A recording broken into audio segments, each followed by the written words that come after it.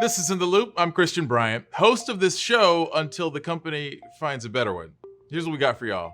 Communities of color have been disproportionately impacted by the coronavirus. Tonight, we'll take a look at how people from some of the most vulnerable communities are factoring into COVID-19 vaccine research.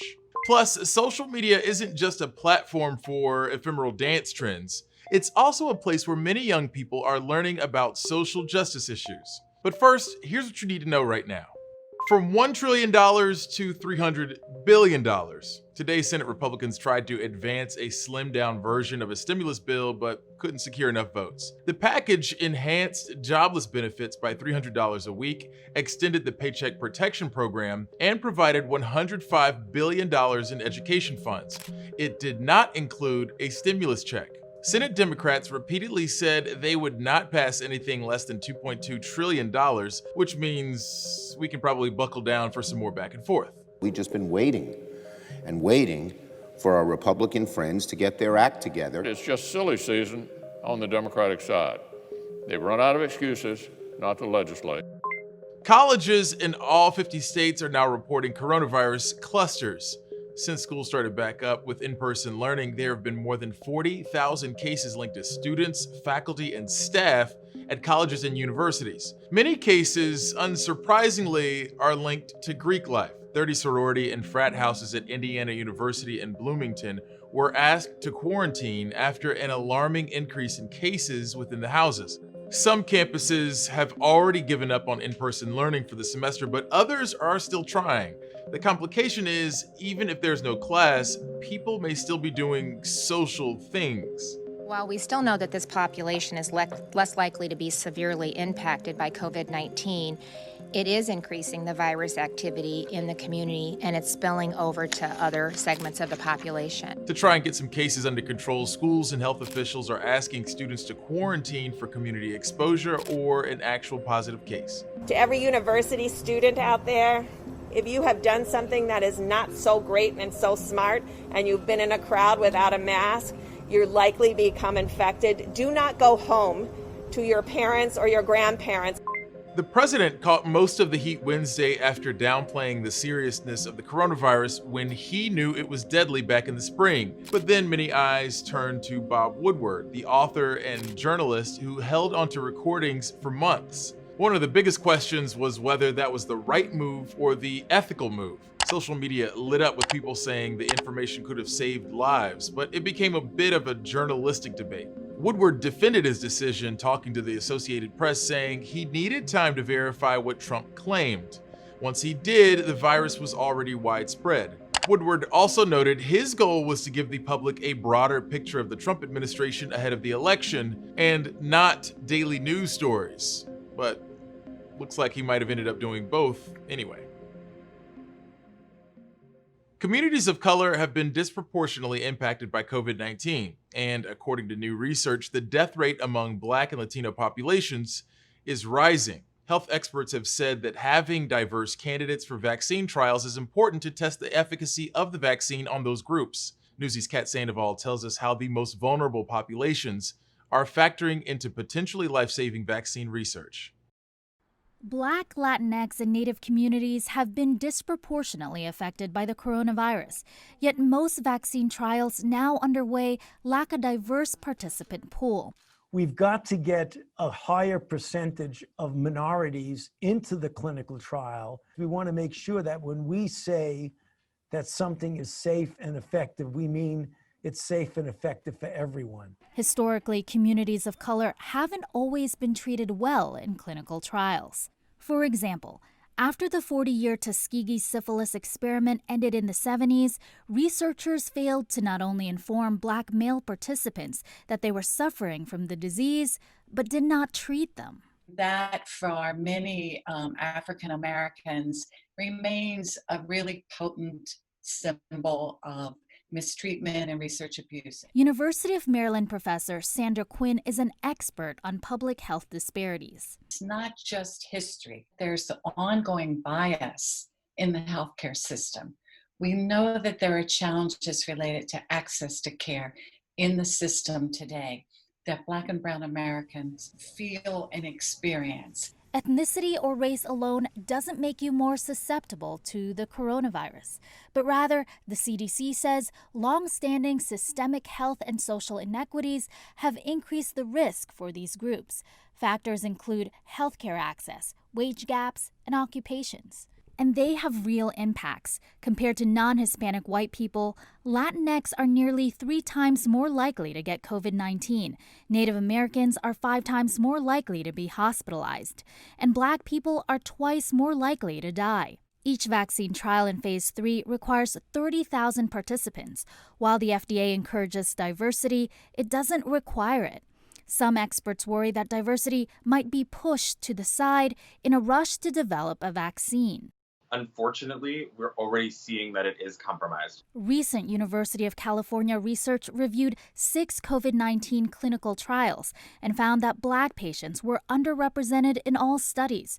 2 of those studies didn't report the race of volunteers at all. And I can tell you, as a Black frontline worker, you are producing an incomplete trial if you do not recruit a sufficient number of Black patients. Experts say one reason for the lack of diversity in clinical trials is the lack of information. Minority populations aren't aware that studies are being done. They say by spreading the word, we can increase participation and ultimately build trust. But participating in clinical trials comes with a risk. It's really important that you paint it as equivocal as you can, that you don't know whether this could possibly harm them or whether it's going to be of real benefit to them, and that you're really asking them to do a favor for humanity. Kat Sandoval, Newsy, Chicago. When you're back, we'll go arm in arm into one of the messiest sources of information, Twitter's trending topics.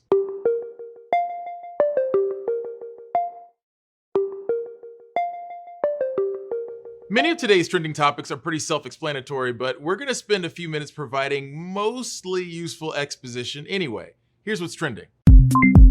See, pretty obvious, isn't it? The NFL is back tonight with the Chiefs squaring off versus the Texans in Kansas City, Missouri. But a lot has changed leading up to tonight, including protocols to keep fans and players safe. Only 17,000 fans will be allowed into Arrowhead Stadium tonight, putting them at about 22% capacity. And on the field, players won't be swapping jerseys.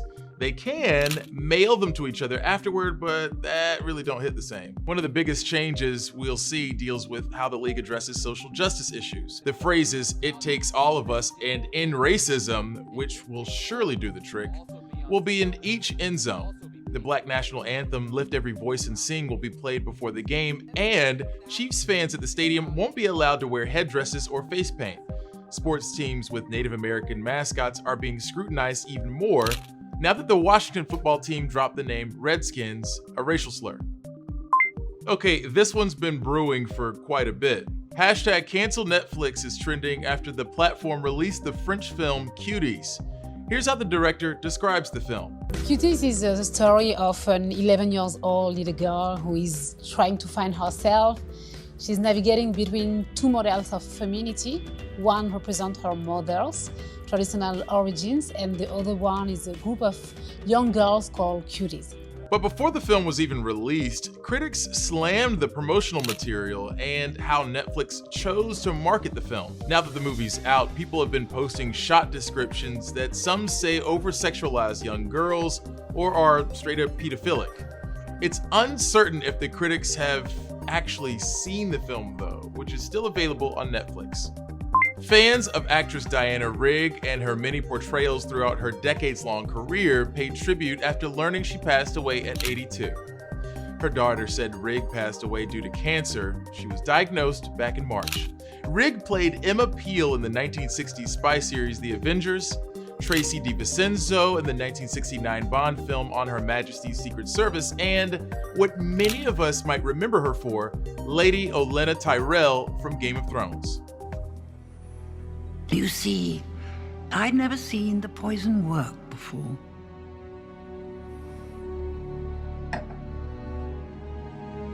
Tell Cersei, I wanted to know it was me.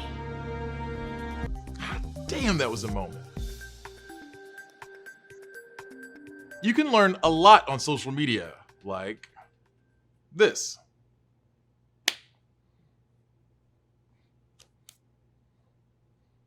But for many young people, those same social media apps are also go-to platforms to learn about social justice. And many influencers are providing that pipeline for race-related news. Newsy's Casey Mendoza has more. Gen Z and millennials are at the forefront of the conversations surrounding race. And according to a new survey from the youth-focused marketing company Fullscreen, 84% of respondents aged 18 to 37 said they are responsible for educating themselves when it comes to race-related issues. Those young audiences also have a clear favorite venue for information.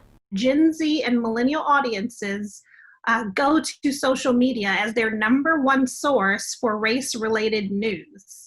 From text-heavy Twitter threads to minimalistic Instagram slideshows, social media has become an accessible platform for Gen Z and millennial users looking to learn more about social issues.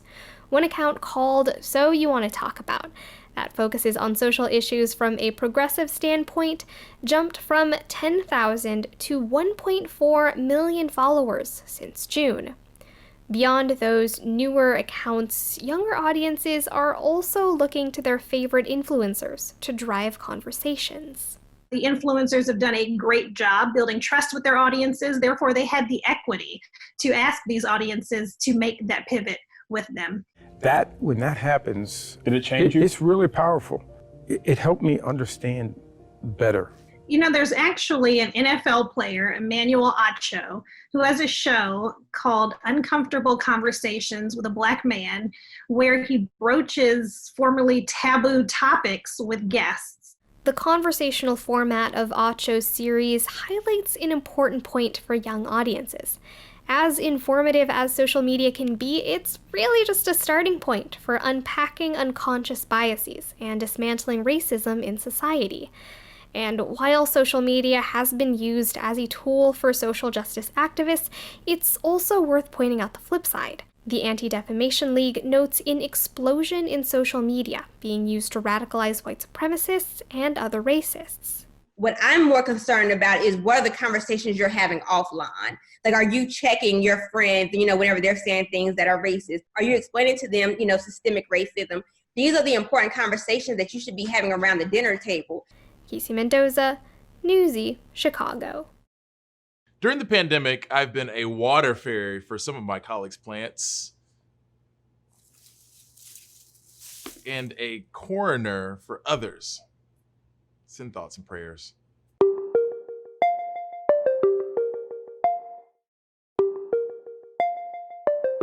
Immigrants living in the U.S. and who come from countries experiencing armed conflict or an environmental crisis can be given what's called Temporary Protected Status, or TPS, through the federal government. The designation was created in the 90s, but a new policy change could leave some immigrants with TPS vulnerable to deportation, and some are suing to make sure that doesn't happen. Newsy's Ben Shamiso explains.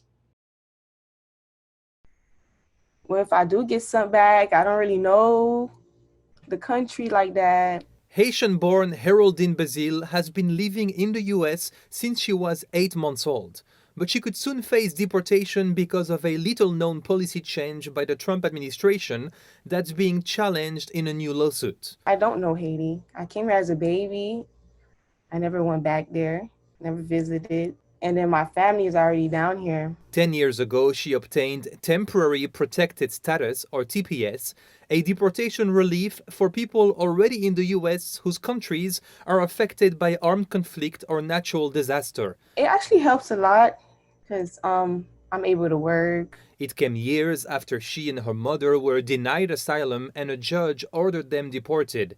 Basile stayed and grew up in the US. Previously, immigrants with TPS were able to void their old deportation orders by leaving the US with government permission. Upon their return, they had a clean sheet, allowing them to seek permanent residency. But the Trump administration ended the practice last December, and Basile's green card application was recently denied. I was hurt, broken, depressed.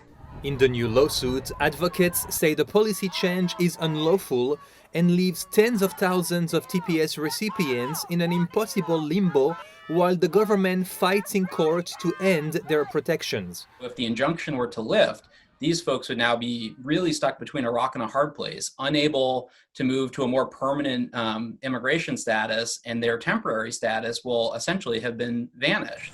The Trump administration argues that previous green card pathways for TPS recipients were a mistaken distortion of what Congress intended when creating this temporary program.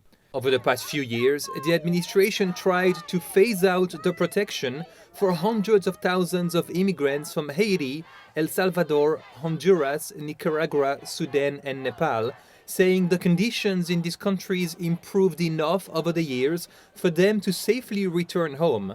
But federal courts barred the terminations for now, while appeals are pending. Ben Chamisso, Newsy, Chicago. Remember the time before we knew there was COVID-19? Feels like forever ago, but for one island in Virginia, they are still living in that moment. So far, they haven't seen any COVID cases, despite having daily tourists. So how exactly did they do it? National reporter Maya Rodriguez breaks down some of the drastic steps that eventually helped reopen the island.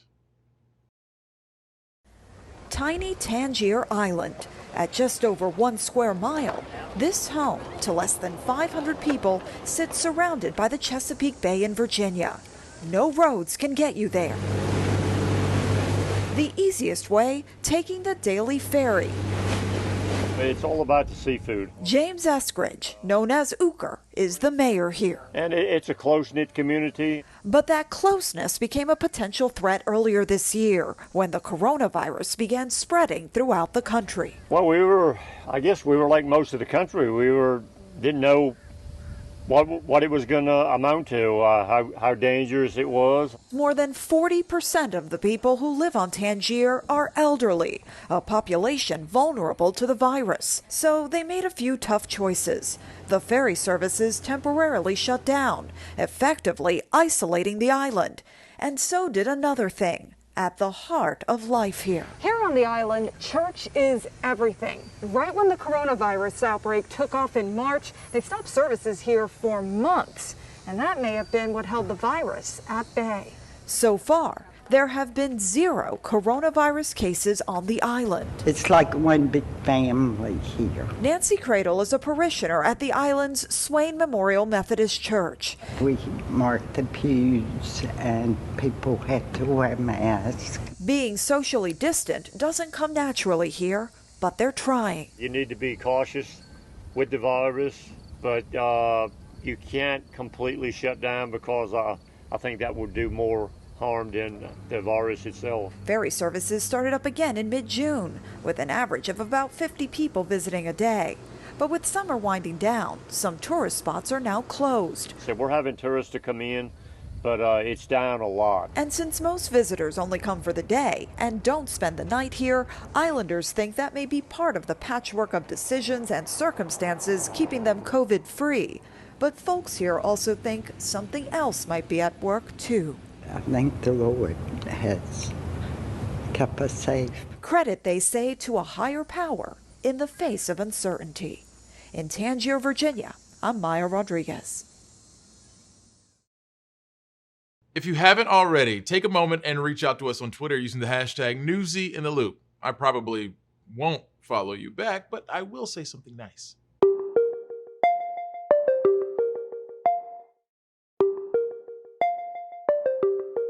Are you ready for some football?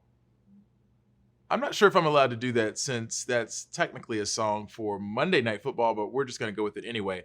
Under normal circumstances, Tom Brady going to the Buccaneers would be the biggest NFL storyline, and it's still something that doesn't sound quite right. But this year, the focus will be on how the NFL will carry out this season safely. Newsy's Austin Kim outlines some of the new protocols and asks one health expert what he thinks of the NFL's response as the season gears up.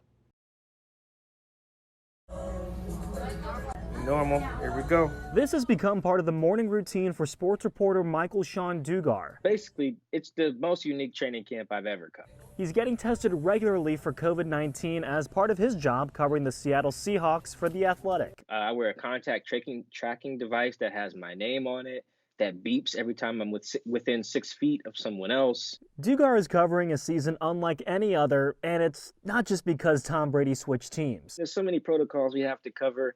These guys aren't experts on how to run an NFL season amidst the pandemic. They're the only league so far that's had time to prepare for this. Dr. Neil Gandhi is a sports fan and an associate professor at Emory University.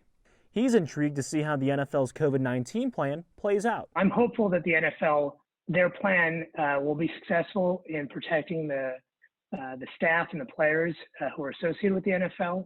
And I'm hopeful also that they're mindful of what they do will have ripple effects for the communities around them. Some of the game day protocols will be different.